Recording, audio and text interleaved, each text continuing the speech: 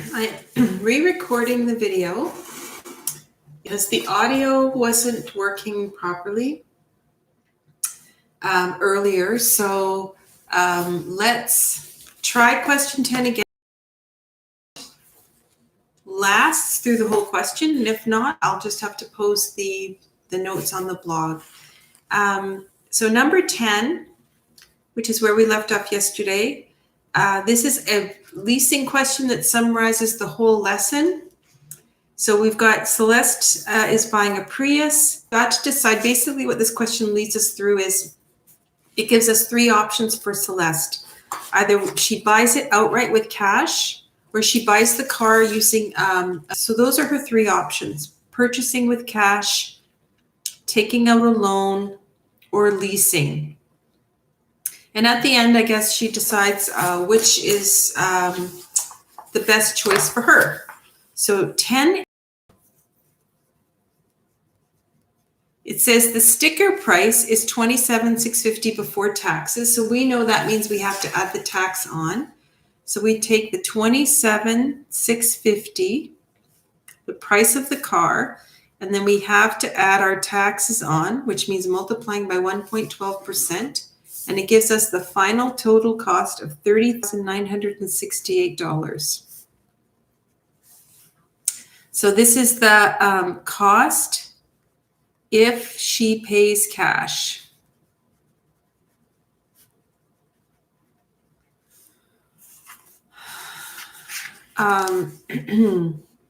Part B is the option to finance. That means she needs a loan. She can get a loan from a bank or from a car dealership. The dealership is going to loan her the money. They'll give her a 72-month loan, a 6-year loan, 72 months at 3.9%. Now, we don't have to look up at a chart to get an amortization rate to calculate the monthly payment because they've given us the monthly payment. The monthly payment is $485.84. Calculate the total cost to Celeste to purchase the car. Okay, so that means the monthly payment is $485.84. If they don't tell us anything about taxes, they've already added the tax into this price, so we don't have to worry about adding any extra taxes for 72 months, and that gives us a total of $34,980.48. So this is the cost if she takes out a loan from the dealer.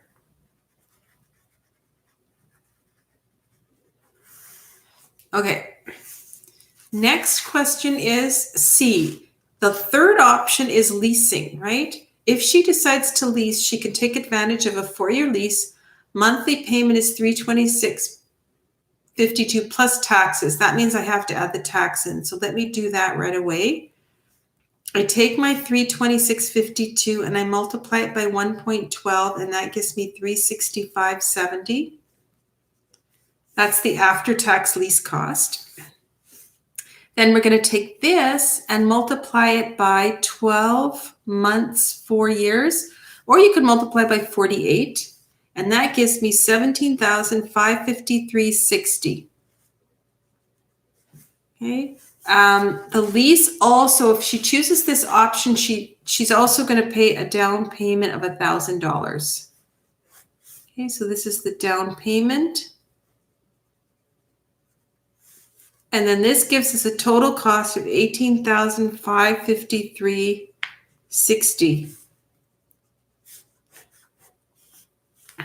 So this is the cost to lease for 4 years.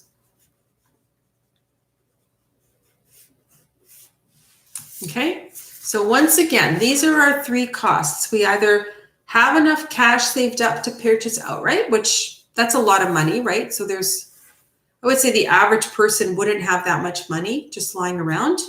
Or we can take out a loan from the dealer, or we can just lease it. Now this looks like the cheapest option if I just look at these three totals. But remember, if she leases the car, she's going to pay this $18,553, but that's only for 4 years. of driving the car, and then she has to give the car back. So these two options, she keeps the car. This option, she has to give the car back after 4 years. All right, part D. If she does the lease option, there's always the possibility that she falls in love with the car and she wants to purchase the car at the end of the lease.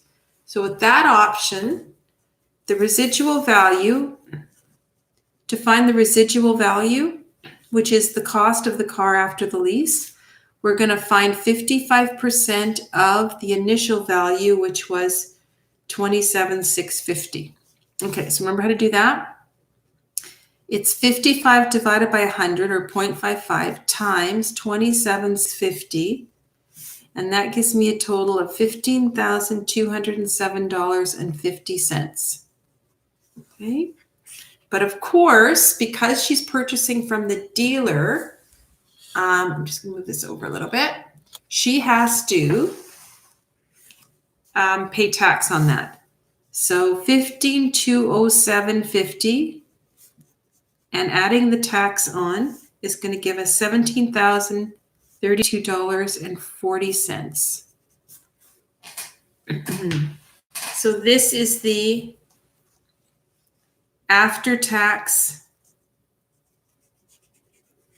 residual cost.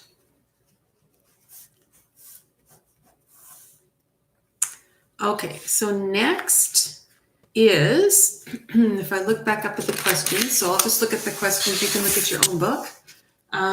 It says, determine the total cost she would pay if she leases and then purchases. So basically I'm looking at these two costs, right?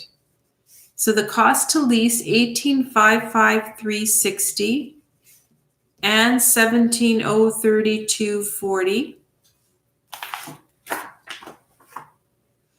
So this is the cost to lease, and this is the residual cost,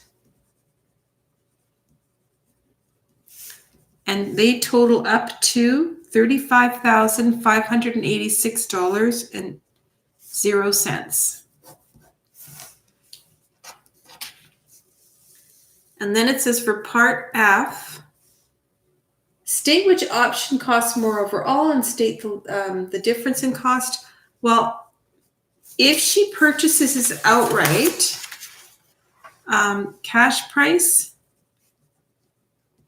minus lease price, okay, would be $30,968 minus $35,586, and that's going to give me, whoops, I did it backwards, didn't I?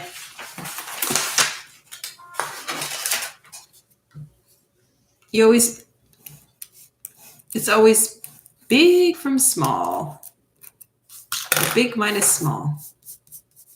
Okay, so 35,586 subtract 30,968, and that gives us a difference of $4,618.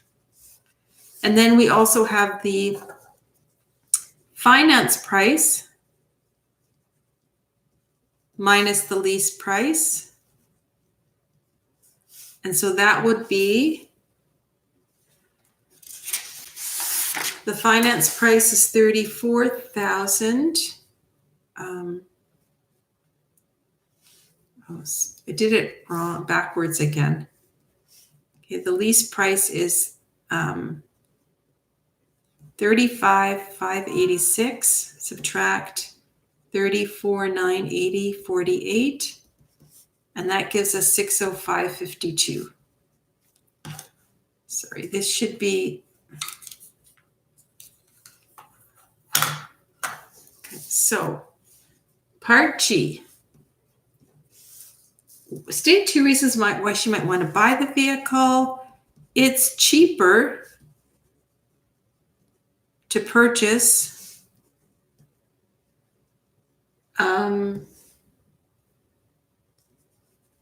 The car with cash. That's one reason. I mean, you have other reasons. I'll give you one and you can give me another. H, state one reason why she went to lease the vehicle. It gives her more freedom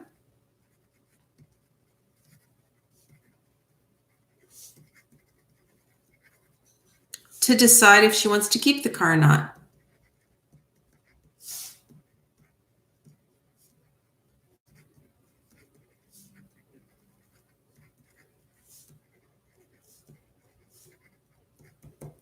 Okay, and of course there's more than one. They said also